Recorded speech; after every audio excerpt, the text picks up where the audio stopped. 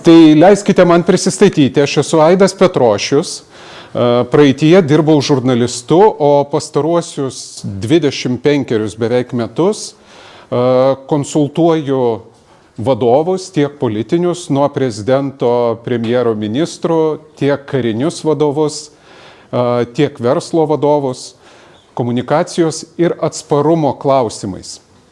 Ir šiandien aš su jumis noriu pakalbėti būtent užsidėjęs tą atsparumo eksperto kepurę ir noriu pakalbėti apie tai, kaip jums išsiugdyti tą tokį vidinę ramybę labai neramiais mūsų informacijos pertekliaus laikais. Šiandien pamėginkime išmokti ir įvaldyti tą tokį labai konkretų įrankį, kuris jums padės, kai jūs taško informacijos gausa ir iš visų pusių užtvindo informaciją ir dezinformaciją ir melai ir mėginimai manipuliuoti, kad jis jums taptų tokiu inkaru, kuris jūs, kaip laivą vandenyne audros metu, tiesiog stabilizuoja, sustabdo ir padeda išlikti ramiam, išlaikyti tą savo gyvenimo kursą informacijos vandenyne ir tokiu būdu tapti atsparesniems. Kai mes kalbame apie informacinį chaosą, apie informacinį triukšmą, tai nėra kažkokia metafora, tai nėra kažkoks poetiškas išsireiškimas. Jau pirmojo užsiėmimo metu pasakojau kolegiams ir kolegoms apie tai, kad Lietuvoje vien žiniasklaidoje per 1 minutę pasirodo 3 naujienos. Tai yra apie 500 naujų informacijos vienetų per valandą, kiekvieną valandą.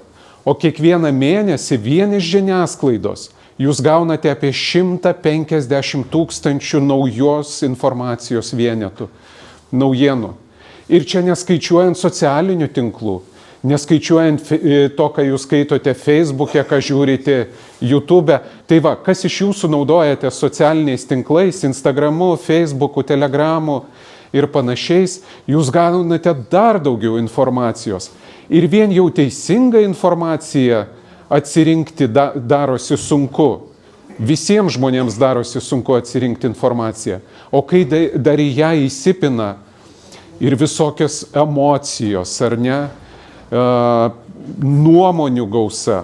Jeigu klausote tik panoramą arba radijo naujienas ir nesinaudojate visą tą gausybę, taip, jūs informacijos gaunate mažiau. Bet net jeigu jūs tik LRT žiūrėtumėte, informacijos gausa jūs pasiekia per kitus žmonės, ar ne?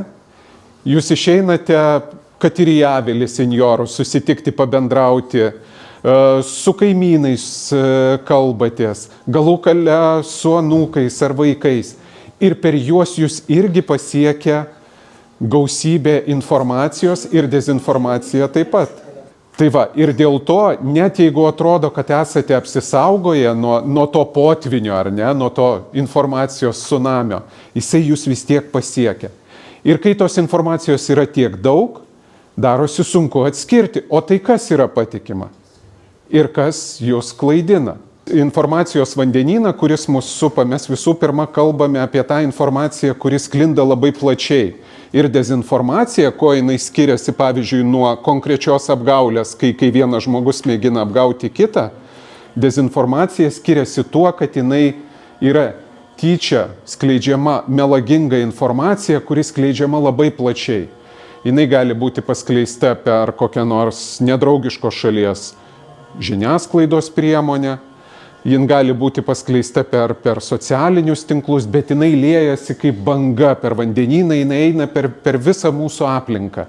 Tai mes kalbame pirmiausia apie tokius atvejus. Ir YouTube'as, kuris skirtingai nuo žiniasklaidos, lietuviškos žiniasklaidos, kur yra vis tiek redaktoriai, yra skyrių ten vadovai, kurie tikrina informaciją. YouTube'e didžioji dalis informacijos yra niekaip nepatikrinta niekieno. Žiniasklaida yra pasitikėjimas, tai yra biznis, ar ne? Jie iš to gauna pinigus, bet jų biznis yra pastatytas ant pasitikėjimo. Jeigu skleisi ištisai nesąmonės, melagingą informaciją, tai pas tave žmonės nustos eiti ir skaityti tavo naujienas arba žiūrėti ir klausyti jas. Ir reklamos užsakovai, kurie didžiausias pajamas suneša žiniasklaidos priemonė, jie neužsakinės reklamos. Ir va tas supratimas, kad jeigu skleisi netiesą, tai tiesiog prarasi biznį, jisai Lietuvos žiniasklaidą ir sulaiko nuo dezinformacijos skleidimo, nuo melo skleidimo, jau nekalbant apie tai, kad Lietuvoje kiekviena redakcija turi savo etikos politiką, kas galima ir kas negalima. Tai taip, klaidų pasitaiko ir gausiai, ir lietuviškoje žiniasklaidoje, bet jeigu žiniasklaidos priemonė yra verslas, tai galima iš jos tikėtis pakankamai teisingos informacijos, nes bent 2 poros akių tą informaciją patikrina. Straipsnį rengiantis arba reportažo žurnalistas ir redaktorius ar redaktorė, kurie yra atsakingi už tos medžiagos publikavimą. Kuo tai skiriasi nuo propagandinių kanalų, ar ne? Kaip mes atskiriame propagandą? Propagandos žiniasklaidos priemonės dažniausiai yra kontroliuojamos valstybės. Valdžia pasako, valdžia yra vyriausias redaktorius, o ne verslo įmonės kažkoks vadovas ar vadovė. Ir kai valdžia yra tavo savininkas ir tavo viršininkas, tada jau pasitaiko visokių reikalų. Tada jau tarnauji valstybės valdžios poreikiams, o ne reklamos užsakovų ir savo skaitytojų poreikius stengiasi tenkinti. Tai bet kuriuo atveju, grįžtant prie to informacinio chaoso, ar ne, bet kaip jūs ir pasakojate, daug tos informacijos, kur žiūri, klausai ir nesupranti, ar gali tuo tikėti. Ir tiesos inkaras yra tai, kas jūs sustabdytų tame informacijos chaose, yra tai, ką jūs jau turite, kiekviena ir kiekvienas iš jūsų čia atėję. Jūs turite savo patirtį, jūs turite savo protą.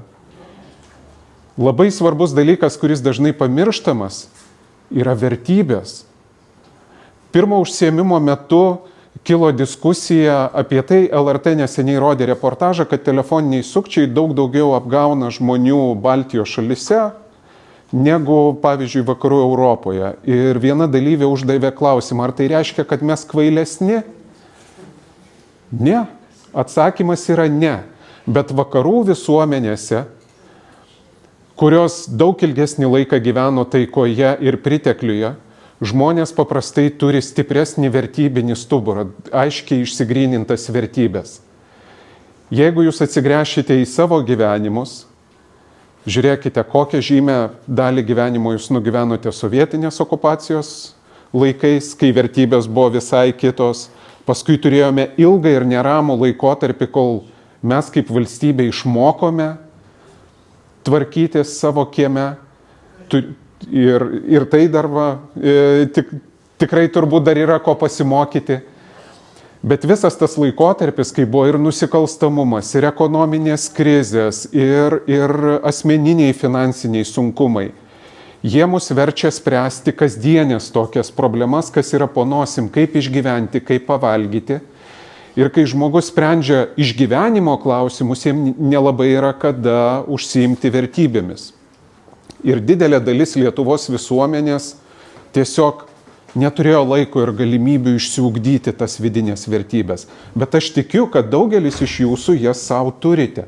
Ir visa tai, jūsų patirtis, protas ir vertybės, ir yra tas dalykas, kuris jums gali padėti ir įgalina jūs padėti kitiems žmonėms, kurie pasimetę yra šiandieninėme informacijos pertekliaus ir dezinformacijos pasaulyje. O kokios jūsų vertybės? Vat ką jūs pavadintumėte savo tokiomis kertinėmis vertybėmis?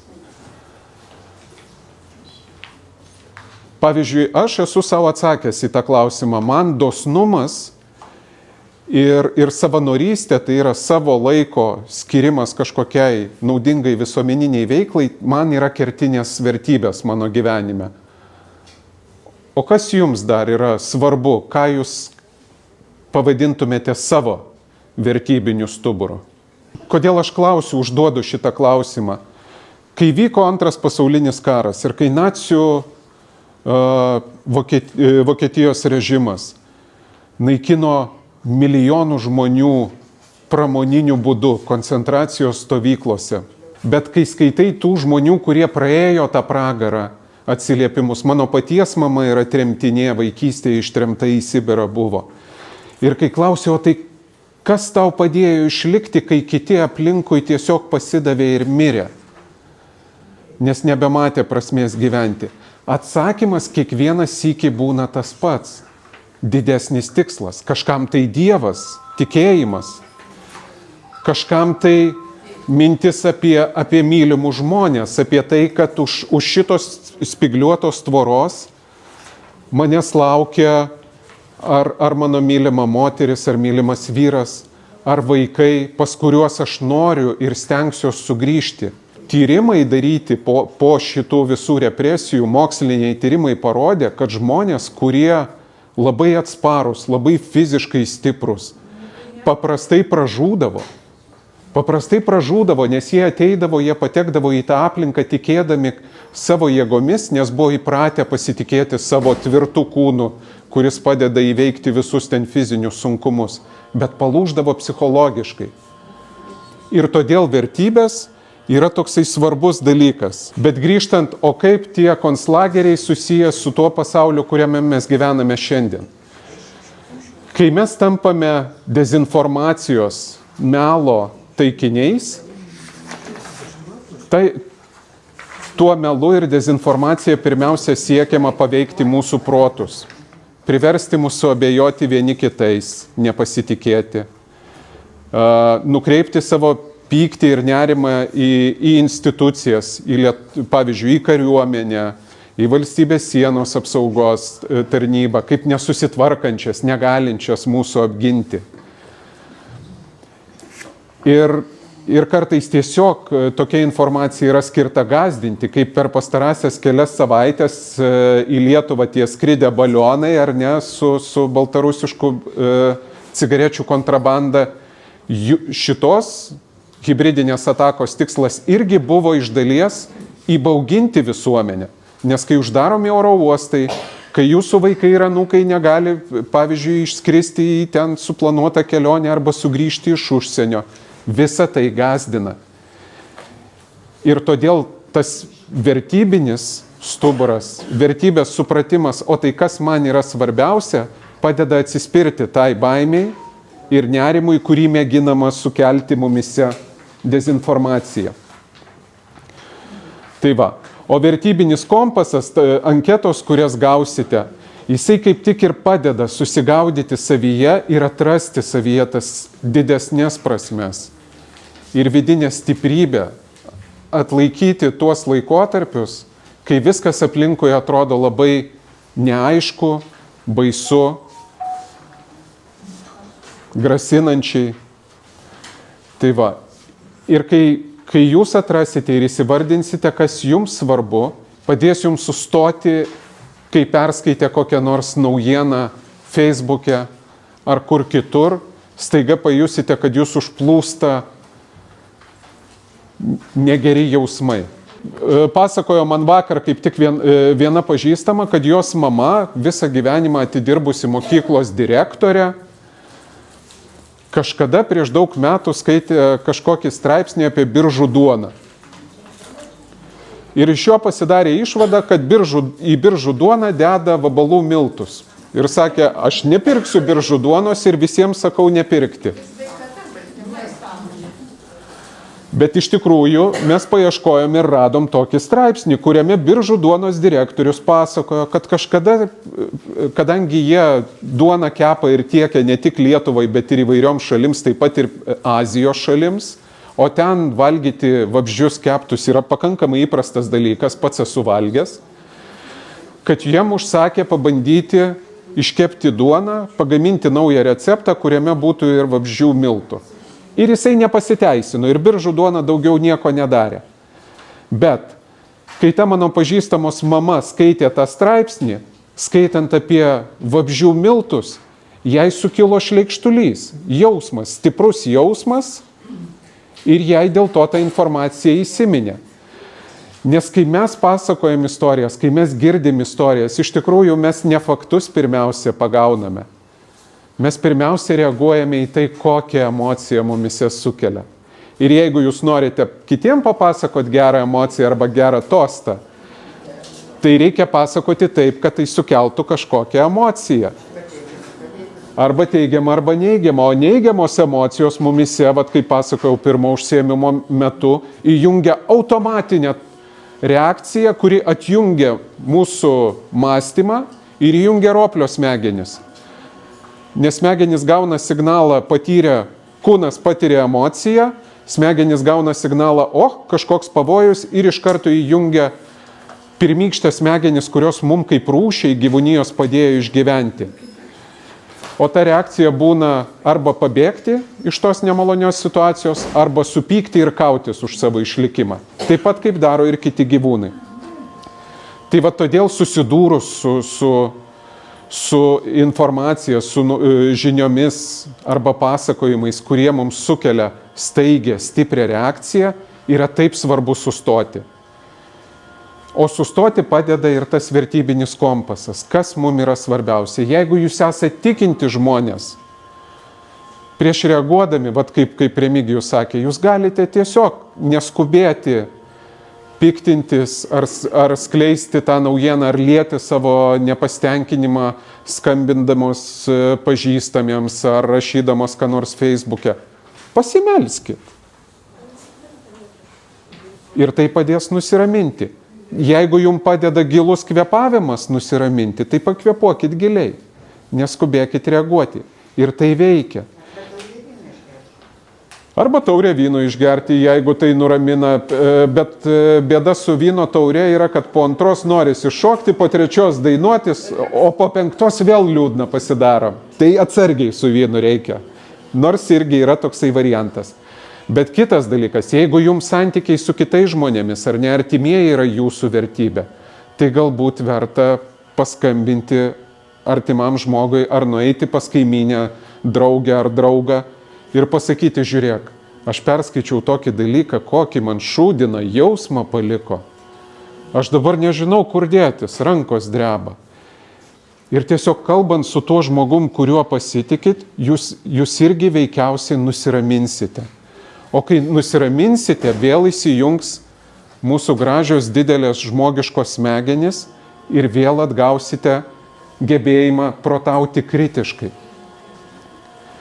Grįžtant prie dezinformacijos, ar ne, kai skleidžiamas tyčinis melas arba kai skaitote dalykus, kurie jūs veikia Facebook'e, kas mus suklaidina? Tai jau kalbėjau. Pirmiausiai, lengviausiai suklaidina emocijos. Prisiminkite, kai yra tokia Lietuvos politikoje ir bet kurios šalies politikoje yra tokia politikų rūšis, kuri daro karjerą, apskritai veikia per pyktį, sukelt pasipiktinimą. Viskas yra šūdas, visi yra vagis.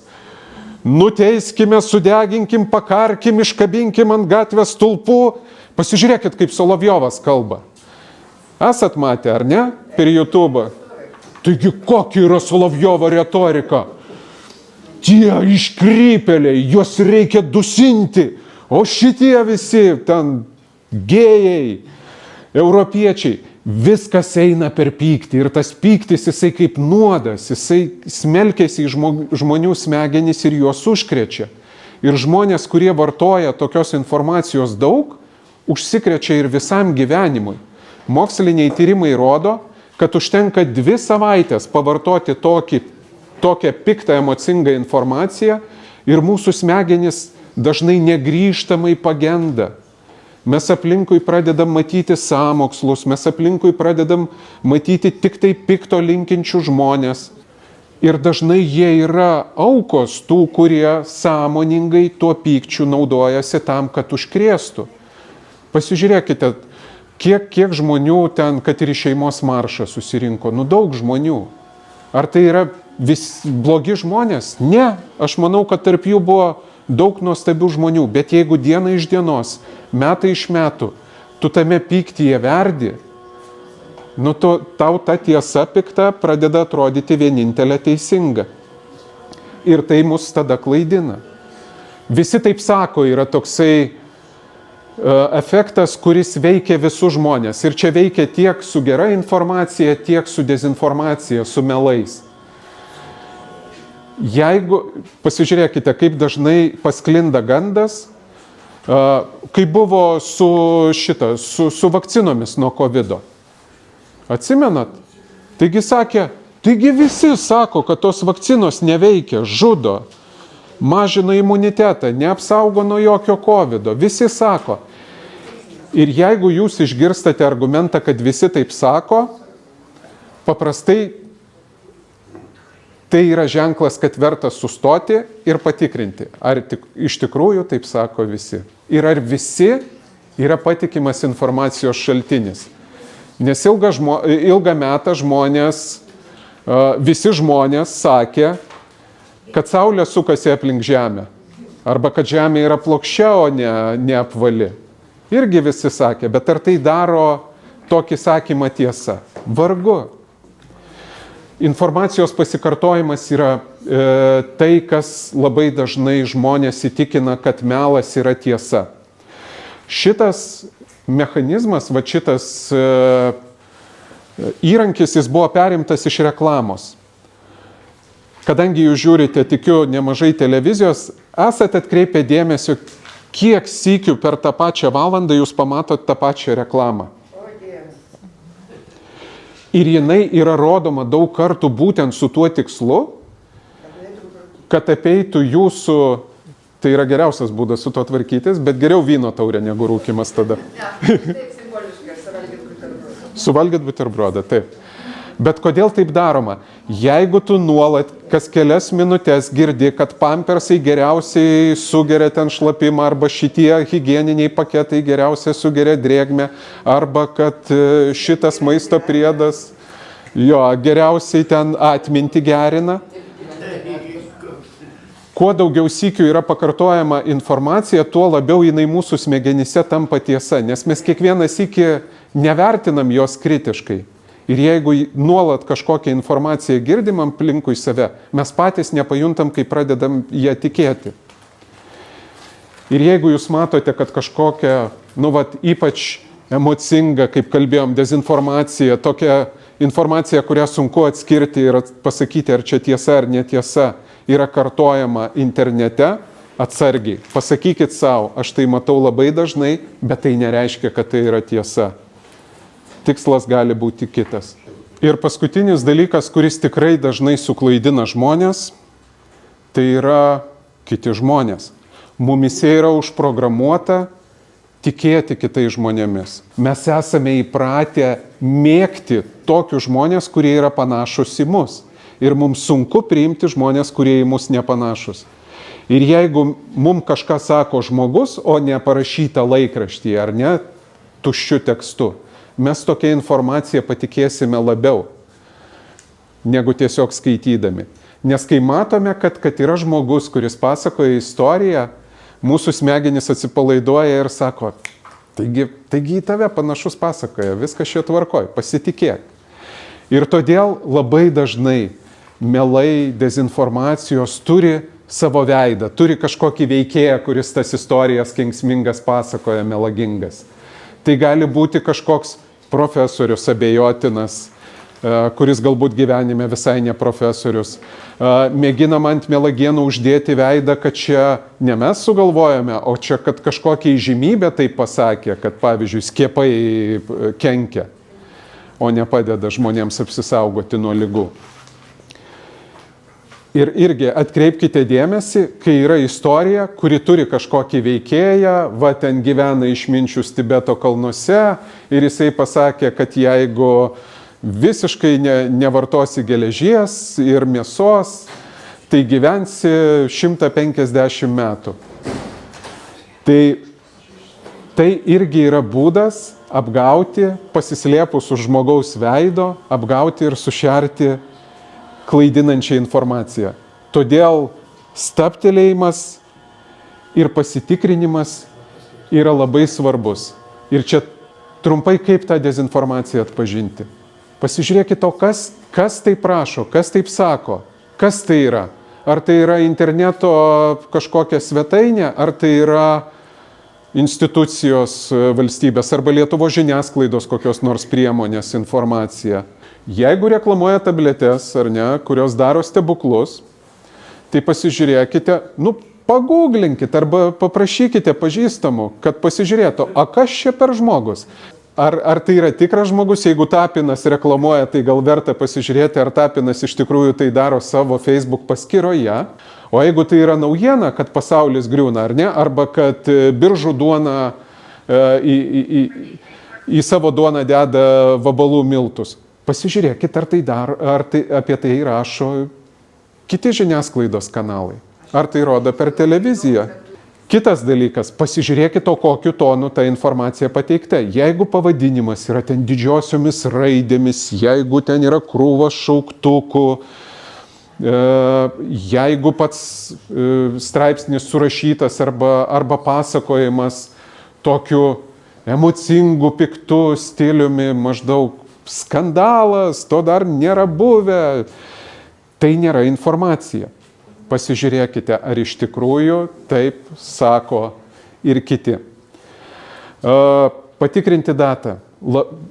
Vis dažniau pasitaiko problema, ypač dabar, kai dirbtinis intelektas pradeda.